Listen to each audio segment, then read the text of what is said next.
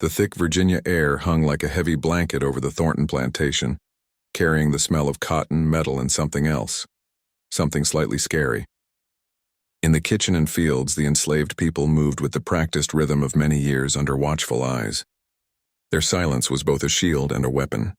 But among them, one person was different. Elijah, the one-eyed slave, moved with a quiet carefulness that hid the storm building inside him.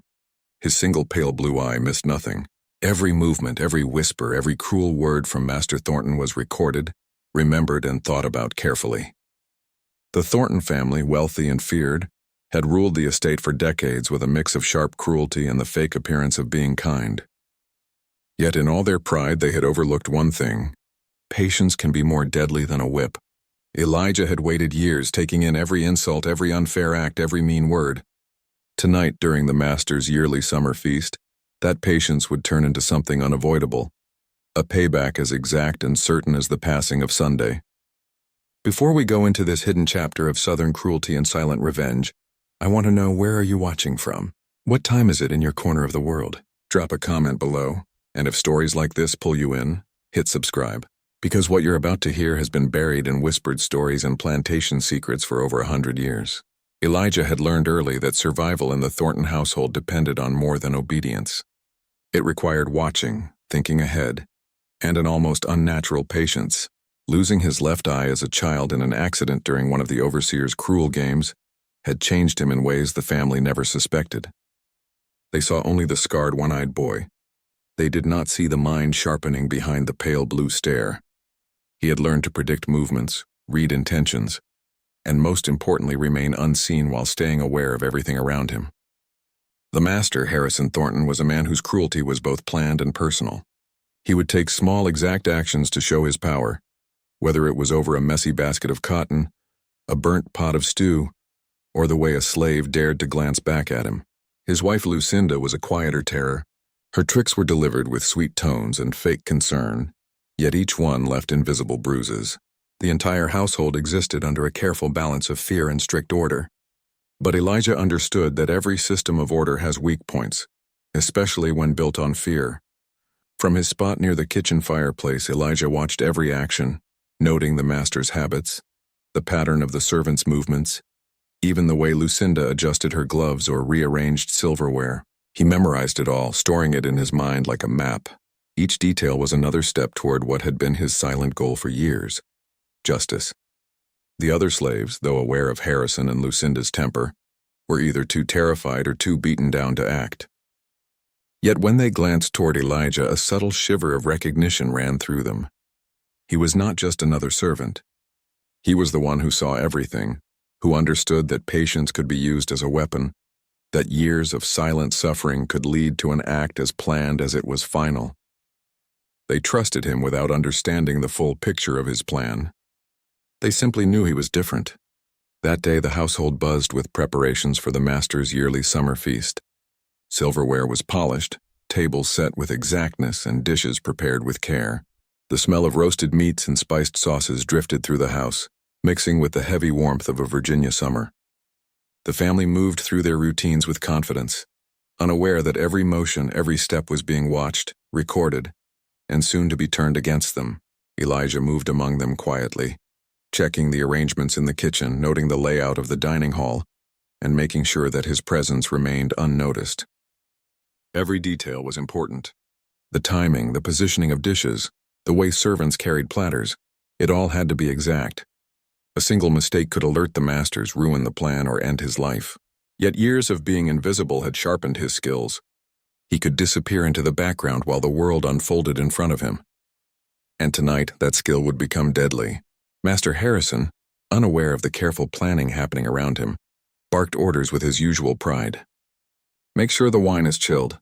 Bring the roast in now," he commanded, walking through the hallway with that familiar swagger that had once scared every slave in the household. Lucinda followed, her calm appearance hiding the quiet poison she delivered with her words. She complimented the preparations with a smile, though every glance carried a warning, a reminder of the small punishments waiting for any failure.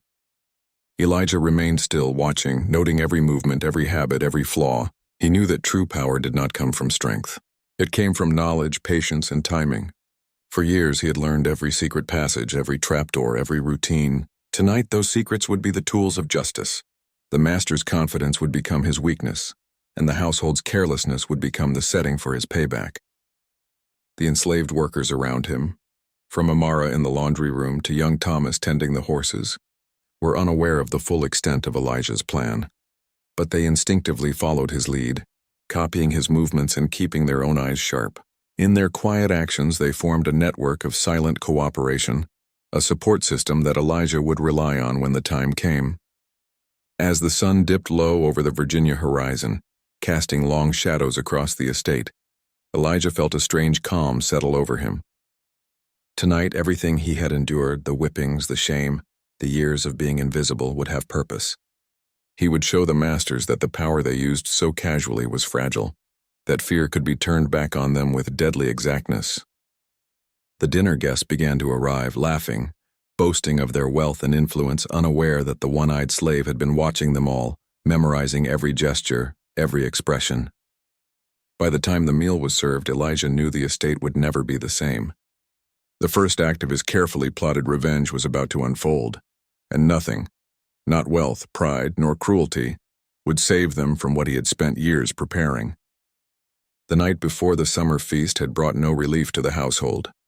Even as the candles flickered in the hallways and the cicada song hummed in the thick Virginia heat, the estate was alive with a tension the Thorntons could not sense. For them it was just another preparation for the yearly gathering, another chance to show off wealth and power, but for Elijah it was the calm before the storm, the careful beginning to a payback that had been years in the making. Every corner of the mansion seemed to breathe under his watchful gaze. The kitchen staff scurried like shadows, polishing silver, chopping vegetables, and preparing the wine and roasted meats that would later be their tools of freedom. Yet Elijah moved differently. His pace was careful, unhurried. Every step, every glance was a calculation. Years of watching had taught him patience, and patience was more deadly than the sharpest blade. He knew the habits of every guest, every member of the Thornton family, and every overseer. Their carelessness was a weapon in his hands. Master Harrison strode through the kitchen with his usual pomp, barking orders. Make sure the roast is ready on time. The wine must be chilled properly. His booming voice carried through the hallways, demanding obedience, fear trailing in its wake. To him, Elijah was just another servant, obedient and watchful, never speaking beyond what was necessary. He did not suspect that every motion Elijah made was a silent assessment, every glance a note in a mental record of weaknesses and opportunities. Lucinda Thornton, with her cultivated poise, inspected the arrangement of silverware and dishes. She praised the dishes with a honeyed smile, but every word concealed a subtle reminder of control. The slaves had long learned to walk a line of perfection, of invisibility, but Elijah had discovered the power of presence without being detected. He had mastered the art of seeing without being seen. His one eye, pale and piercing, absorbed every gesture, every twitch, every usual movement of the family. Even the smaller cruelties were recorded, the way Harrison would purposely spill wine on the clothes of a careless servant, the way Lucinda would whisper cutting remarks under the disguise of motherly guidance. These incidents, seemingly minor, were threads in a web Elijah had been weaving for years. The picture of his revenge was forming, invisible yet complete. In the shadows of the great hall, he observed the other enslaved people. Some glanced nervously toward him, recognizing the quiet command in his posture. They had learned to trust him, though they did not yet understand the full scope of his plan. Amara, the housemaid, prepared the silver trays for service, her movements exact and efficient. She had noticed Elijah's gaze linger on the master's habits, and though she did not fully understand his intentions, she naturally followed his silent guidance.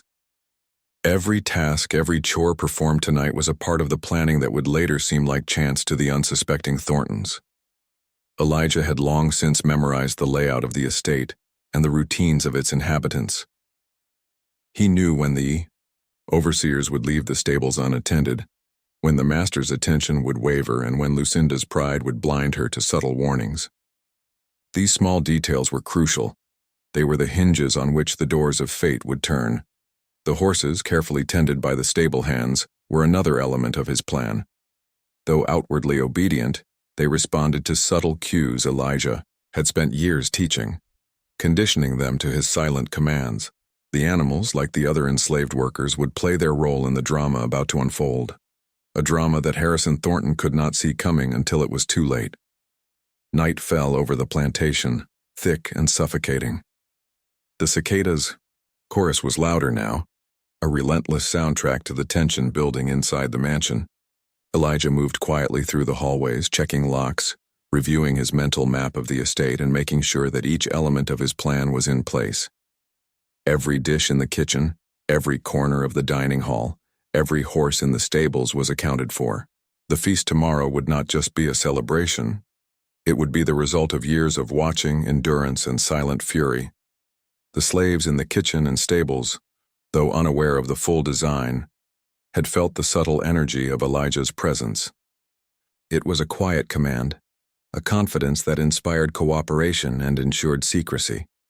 None would betray him, for they understood naturally that their survival, and perhaps freedom, depended on his exactness. Finally, Elijah paused at the top of the grand staircase, gazing down at the main hall. The chandeliers sparkled, casting broken light across the polished floors. He could see the family moving below, happily ignorant of the fate that had been long in preparation. His eyes swept over each guest and family member, noting their positions, habits, and weaknesses. Every detail had been committed to memory, every weakness recorded for use. Tonight the storm was gathering. Tomorrow it would strike with the certainty of the rising sun. The Thorntons, in their pride, had never imagined that a one-eyed slave could see so much, understand so much, and wait so patiently. But Elijah had learned that true power was not in physical strength. It was in watching, thinking ahead, and the long, quiet shaping of events. As the last candle flickered in the kitchen, Elijah turned back toward the pantry, checking the final preparations one last time.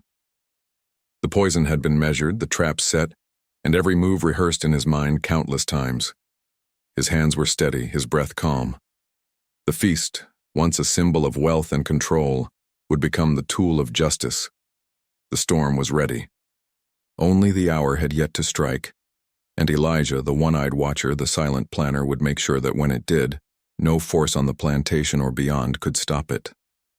The sun dipped below the Virginia horizon, casting long shadows across the sprawling Thornton plantation.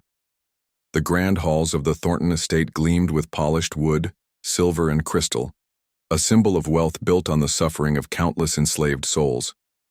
Candles flickered in fancy holders, casting dancing shadows that seemed to mock the family's pride. Outside, the air was heavy with humidity and the smell of late summer flowers, a deceiving sweetness covering the tension that had been quietly building for years. Inside, the family and their invited guests gathered for the yearly summer feast. The master, Harrison Thornton, sat at the head of the table with the self-satisfied pride of a man who believed in his complete control. His wife, Lucinda, sat to his right, perfect in posture, perfect in appearance, yet radiating a subtle cruelty disguised by refined manners. Their guests, neighbors of status and influence, mingled with laughter and conversation, unaware of the quiet storm gathering among the servants who moved unseen behind the scenes. Elijah, stationed near the kitchen doorway, observed every detail. His pale blue eye swept over the room, noting the habits, weaknesses, and blind spots of everyone present. Years of silent watching had provided him with a mental map of the estate, its inhabitants, and their routines. Every gesture, every sigh, every careless movement was recorded and filed for the moment it would be used. He was calm, patient, almost invisible in his presence, yet every action around him would soon bear the weight of his long-planned revenge. The kitchen staff moved with quiet exactness, carrying platters of carefully prepared dishes. The smell of roasted meats, spiced sauces, and baked bread filled the air. The Thorntons had always prized their cooking experience above all else, boasting that no other estate could compare. But tonight, the meals prepared by Elijah and his partners held more than flavor. They contained the slow, careful poison of payback. Each dish had been created, measured, and executed with careful timing, making sure that the suffering would be both planned and untraceable. As the first course was placed before the family, Elijah noted the positions of the master, mistress, and their guests. Lucinda reached for a serving of roasted vegetables, smiling at her guests as though nothing could disturb her perfection. Master Harrison raised a goblet, toasting to prosperity, his voice booming confidently. "To our wealth, our family, and our future," he declared, unaware that each word was spoken over the edge of an approaching disaster. Small, almost unnoticeable signs began to appear. Lucinda's hand trembled slightly as she lifted a fork, dismissing it as tiredness. Harrison's laughter was forced, a little too high-pitched. Guests exchanged worried glances, uncertain if they were imagining the subtle shifts in the room's atmosphere. The servants, trained by years of careful watching under Elijah's guidance, knew better. They watched silently, waiting for the exact moment when chaos would emerge. The first effects were gradual, almost cruel in their subtlety. A cough here, a faint paleness there, and a sudden clench of the stomach in another guest. No one realized the pattern yet. No one suspected the long shadow cast by the one-eyed slave who had spent years silently planning this night. The poison worked slowly, making sure that panic would not break out immediately, but would build like a wave washing over the unsuspecting household and their dinner guests in a rise of horror. Elijah's control extended beyond the kitchen.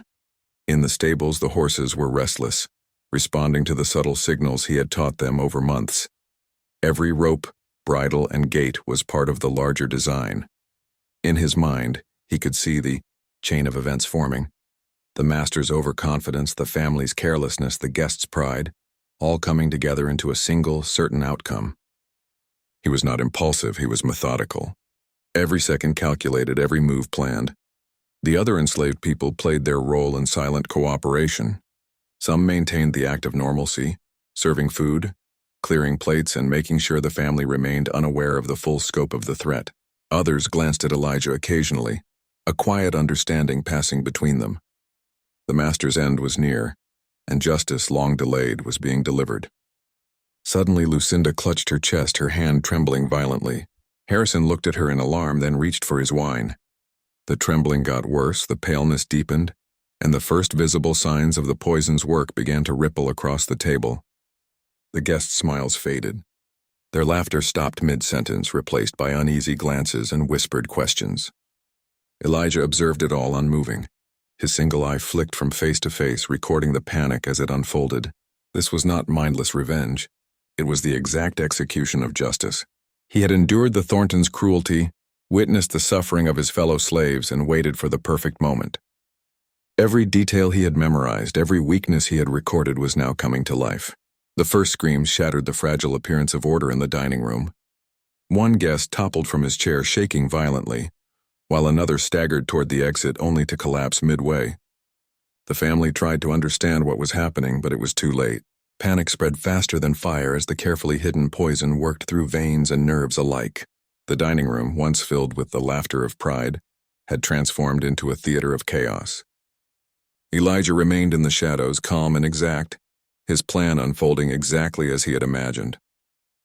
The chaos was methodical, every reaction predicted, every movement accounted for. He had spent years watching, learning, and waiting. Tonight, every insult, every lash, every indignity was being repaid in full. The slaves, silent witnesses to the scene, did nothing to stop it.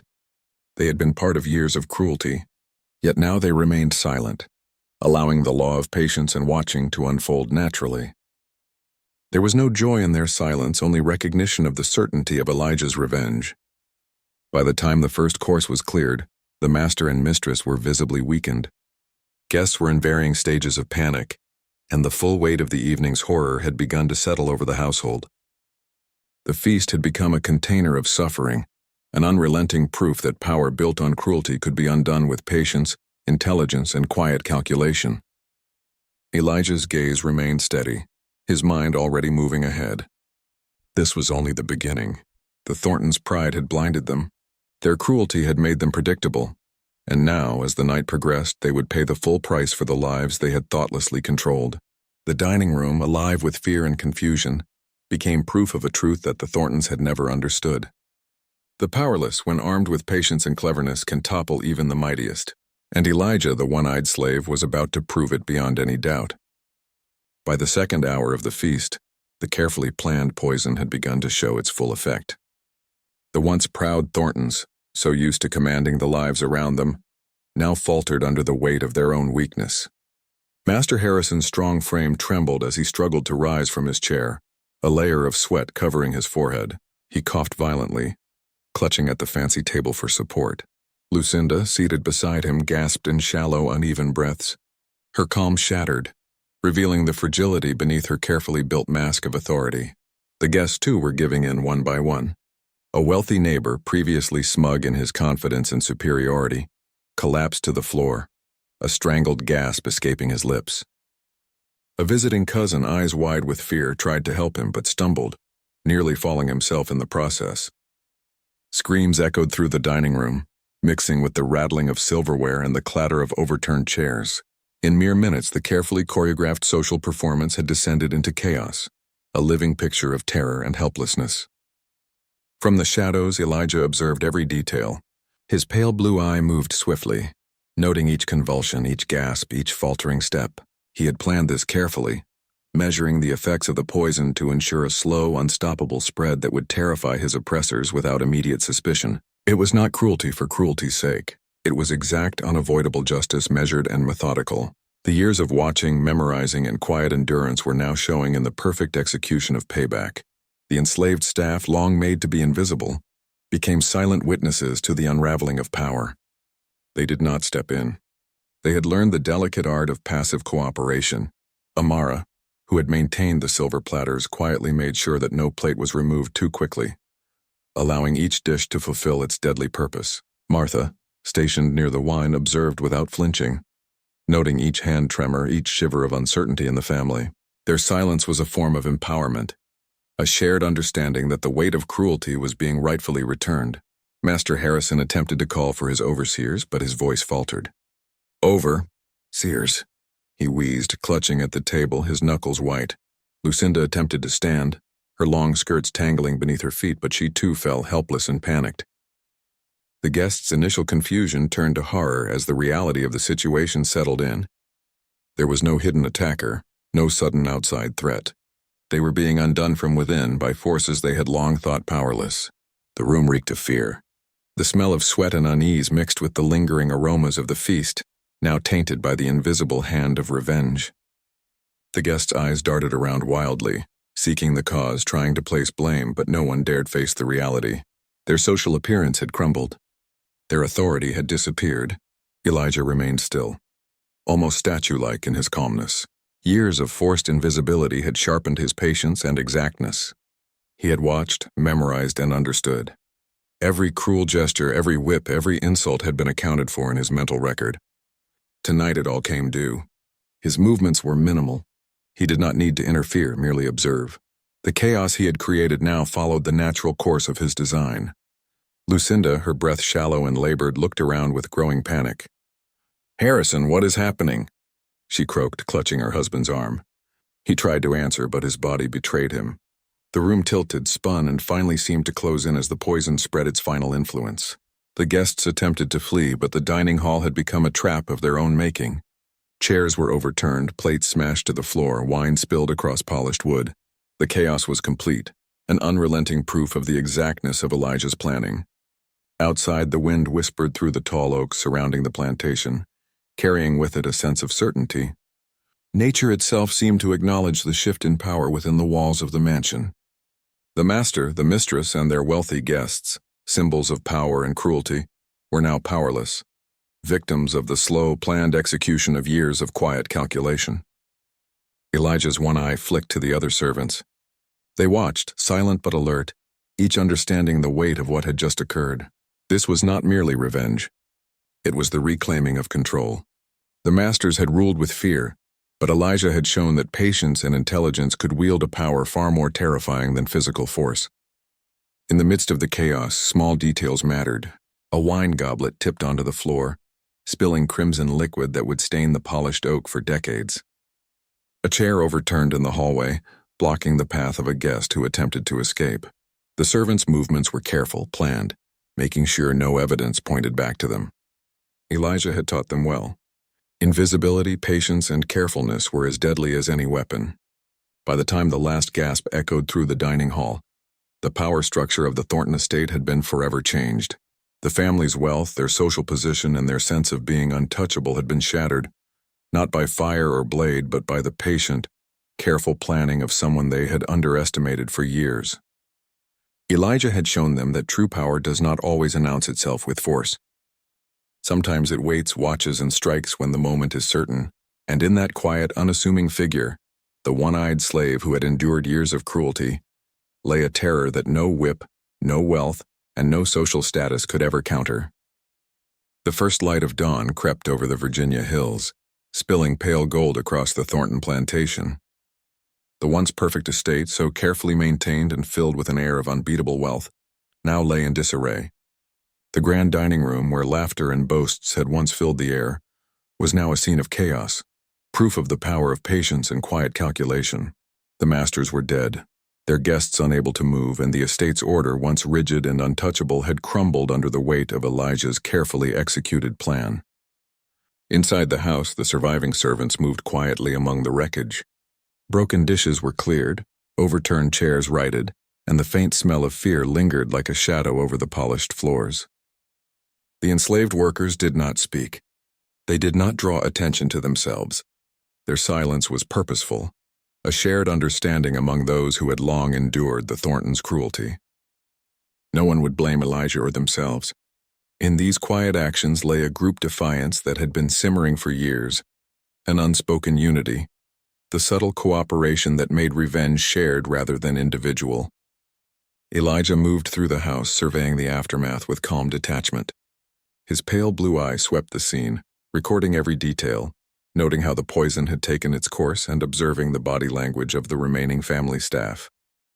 Every gasp, every tremor, every flicker of panic had occurred exactly as he had calculated. His patience, sharpened over years of suffering and watching, had transformed into a tool of exactness that had delivered justice without a single mistake. Amara, one of the long-trusted housemaids, approached him quietly, her eyes heavy with the weight of what they had witnessed. "It's done," she whispered, barely above a breath. "They won't forget tonight, and neither will the others."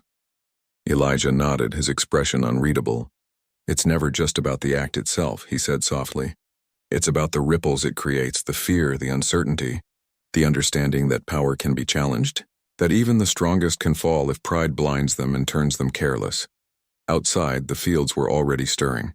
The other enslaved workers, who had long labored under the master's harsh rule, sensed the shift in power. They moved cautiously but with purpose, beginning to tend to the fields in the absence of overseers. The estate, for the first time in decades, belonged to them, though it was a fragile ownership. The Thorntons' death had shattered authority, but a new order had yet to be fully established. Elijah understood that victory was only part of the journey, maintaining control, making sure the safety of his fellow slaves, and guiding them through the aftermath required subtlety and wisdom. He could not allow fear or chaos to unravel the delicate threads of their victory. Each movement, each decision had to be planned. The success of the rebellion rested not only on the removal of the Thorntons, but on the continued watchfulness and unity of those who had aided him. Meanwhile, the remaining guests, some recovering from the initial effects of the poison, were too confused and terrified to speak clearly. Their confusion and fear played perfectly into Elijah's hands. Each staggered movement, each shaking hand, each fearful glance reinforced the lesson he had sought to teach, that cruelty, pride, and the mistreatment of others could be met with consequences, measured and certain. The mental impact of the night extended beyond the immediate family. Word would spread to neighboring estates, whispered in private conversations and behind closed doors. Masters would rethink the loyalty and power of those they considered invisible. The shadow of Elijah's patience would linger, a ghostly reminder that the enslaved were not powerless, that the seeds of rebellion could be planted quietly, nurtured patiently, and delivered with ruthless exactness when the time was right. In the quiet corners of the plantation, the enslaved began to breathe more freely, yet their movements remained cautious. The world outside the Thornton mansion had not changed, and the risk of retaliation was real. But for the first time, They had witnessed the full extent of what could be accomplished through intelligence, watching, and the careful planning of events. Fear of the masters had been replaced by a cautious hope, tempered by the knowledge that patience and strategy could bend even the most harsh systems to justice.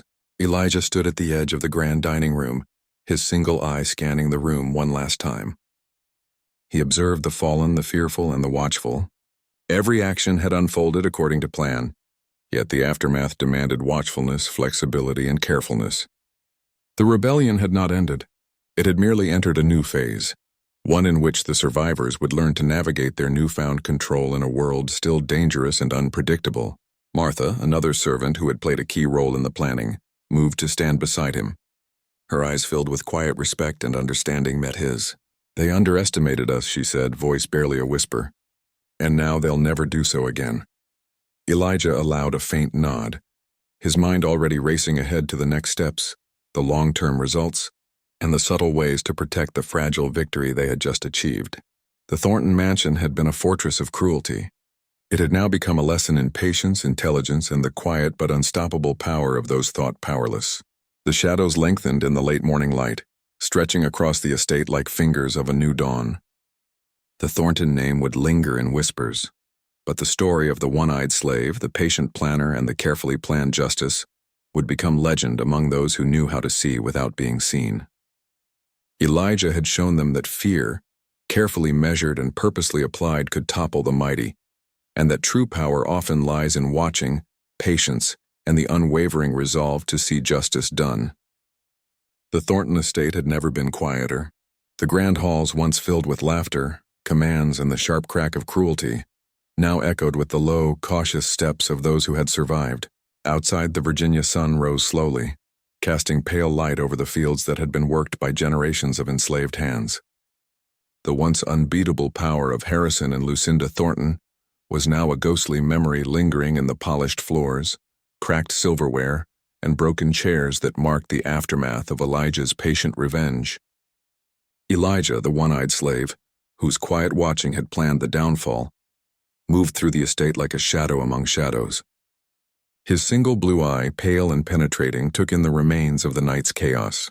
The poisoned guests the master and mistress made powerless, and the scattered servants who had witnessed the planned dismantling of authority.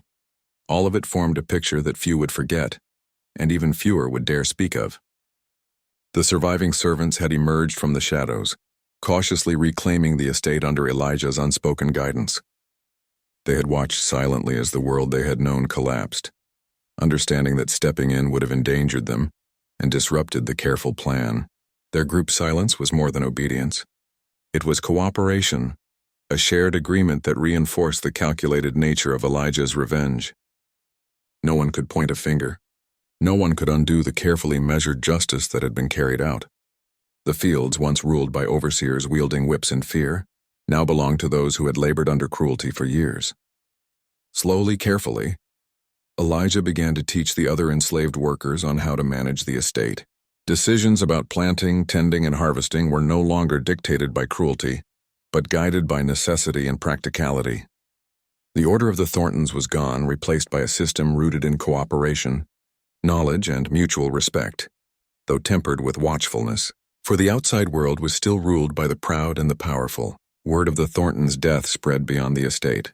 Neighboring plantations buzzed with gossip, fear, and guessing. The idea that a single one-eyed slave could dismantle the authority of one of Virginia's wealthiest families sent shivers through the ruling class.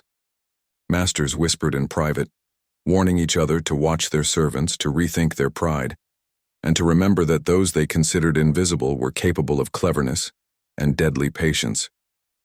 Elijah's name became a ghost in hushed tones, a lesson that power rooted only in fear is fragile, and that intelligence and patience can turn control into payback.